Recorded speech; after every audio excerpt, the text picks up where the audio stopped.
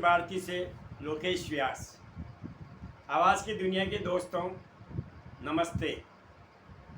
दोस्तों 2024 के चुनाव संपन्न हो गए हैं। अब पुनः लोकसभा के चुनाव 2029 में होंगे। अभी पूरे 5 साल बाकी हैं।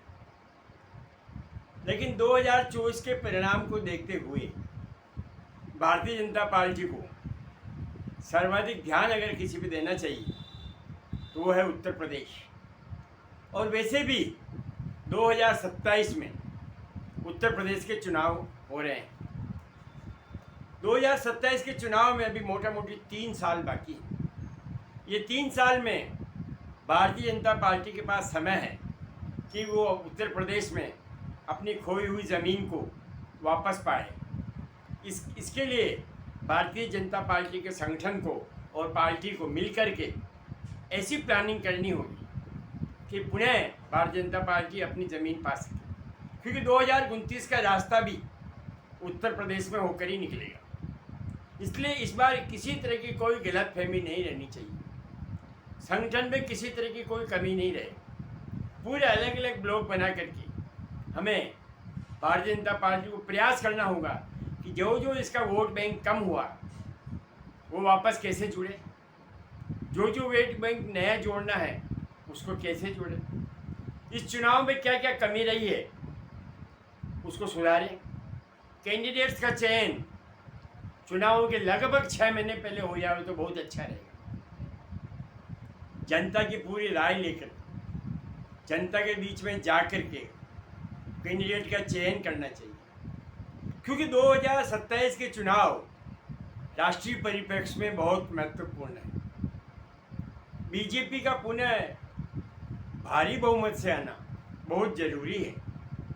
अगर बीजेपी वहाँ लापरवाही करती है और सही काम नहीं कर पाती है, सही प्लानिंग नहीं कर पाती है और चुनाव हार जाती है, तो आप ये मान के चलिए कि जितने भी बाहर के दल अभी बीजेपी को समर्थन दे रहे हैं वो 2027 तक चुप रहने वाले हैं।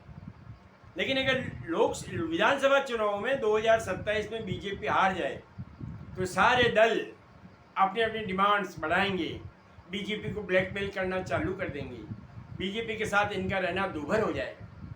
और बीजेपी अगर टालम टोल की राजनीति करेगी, बीजेपी अगर इनकी सारी बातें मानेगी तो वैसे ही लोकसभा में फिर नहीं आ सकती। इसलिए 2027 तक ये सारे दल बीजेपी के साथ निश्चित रूप से रहने वाले हैं और आगे का भविष्य उत्तर प्रदेश के चुनावों पर निर्भर करेगा। अब आप समझ सकते हैं कि उत्तर प्रदेश का चुनाव इस देश के लिए कितना महत्वपूर्ण है, भारतीय जनता पार्टी के लिए कितना महत्वपूर्ण है, आदरणीय योगी जी के लिए कितना महत्वपूर्ण है, मोदी जी को वापस लाने के लिए कितना महत्वपूर्ण है। इसलिए 2027 का चुनाव भारतीय जनता पार्टी को डू एंड डाई, करो या मरो की स्थिति को मानते हुए, उस स्थिति को पहचानते हुए चुनाव के लिए अभी से तैयारियां शुरू कर दी जानी चाहिए। किसी भी तरह की कोई गलती 2027 में माफ़ नहीं की जाएगी। इस चीज़ को पूरी तरह दिमाग में उतार लें। हमारे सम्माननीय श्री राहुल जी कल रायबरेली में कह रहे थे, अगर मेरी बहन प्रियंका बनारस में खड़ी हो जाती तो आज मोदी जी प्रधानमंत्री नहीं होते।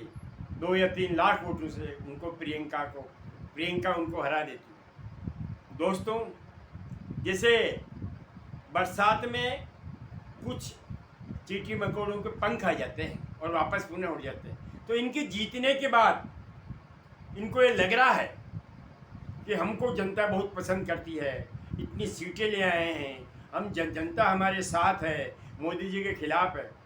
दोस्तों 23.5 करोड़ वोट भारतीय जनता पार्टी को मिले हैं, 23.5 करोड़, और लगभग 6 या 7 करोड़ वोट कांग्रेस को मिले हैं। तो आप सोच सकते हो कि कांग्रेस की आज क्या हालत है।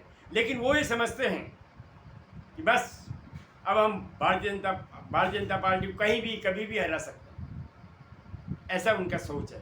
जबकि वो वास्तविकता से मुंह मोड़ रहे हैं कि उत्तर प्रदेश में वो समाजवादी पार्टी के कंधे पर चढ़ के आए हैं और तमिलनाडु में डीएमके के कंधे पर चढ़ के आए हैं और केरल में सत्तारूढ़ पार्टी के साथ चल के आए। ऐसा वो नहीं देख रहे। स्वयं की एफिशिएंसी उनको देखनी है, खुद के बल पर देखनी है। तो देखें मध्य प्रदेश में कितने आए हैं, छत्तीसगढ़ में कितने आए हैं, उत्तराखंड में कितनी सीटें जीती हैं, आसाम में कितनी जीती है, और हिमाचल में कितनी जीती है, राजस्थान में भी कितनी जीती है। उसकी तुलना कर ले, वो उनको मालूम पड़ जाएगा कि सच्चाई क्या है। लेकिन इस चीज़ को वो अभी नहीं देखेंगे, इतनी गहराई उनमें है भी नहीं सोचने की। अभी तो उनका एक ही, हम बस जीत गए हैं, हमको जनता ने पसंद कर लिया है, हमने मोदी जी को हरा दिया है। एक 99 सीटें जीतने वाला आदमी 241 सीटें जीतने वाले को ये कह रहा है कि हमने 241 वाले को हरा दिया। ये कौन सी गणित है जहाँ 99 241 से ज़्यादा होते हैं? ये गणित कौन समझता है? कम से कम भारतीय जनता तो इस गणित को नहीं समझती है कि 99 ज़्यादा होते हैं या 241 ज़्यादा होते हैं। लेकिन वो तो ये समझ रहे हैं कि 241 से ऊपर हैं, सच्चाई से वाकिफ नहीं है। लेकिन मेरा मतलब आज के परिप्रेक्ष्य में वो नहीं है। मेरा मतलब है कि आप सोचिए कि यूपी में बीजेपी का जीतना कितना जरूरी है। इस बारे में भारतीय जनता पार्टी, आरएसएस, संगठनात्मक ढांचा भारतीय जनता पार्टी का, उसमें जो भी सुधार करने हों वो तुरंत प्रभाव से करके और अपना एक विशिष्ट आयोग टाइप जांच, इंटरनल संगठन में जांच करे, उसकी पूरी एक प्लानिंग बनावे, टीम बनावे, जैसे सुनील बंसल बनाया करते थे। आजकल सुनील बंसल बंगाल में है, तो वैसी एक टीम बना करके अगर जीते तो कोई बड़ी बात नहीं है कि भारतीय जनता पार्टी पुनः 300 सीट क्रॉस कर सकती है यूपी में आराम से। इसी जोश खरोश से हमें काम करना है, होश को कायम रखना है, तभी भारतीय जनता पार्टी का वर्चस्व पुनः 2029 में आ पाएगा।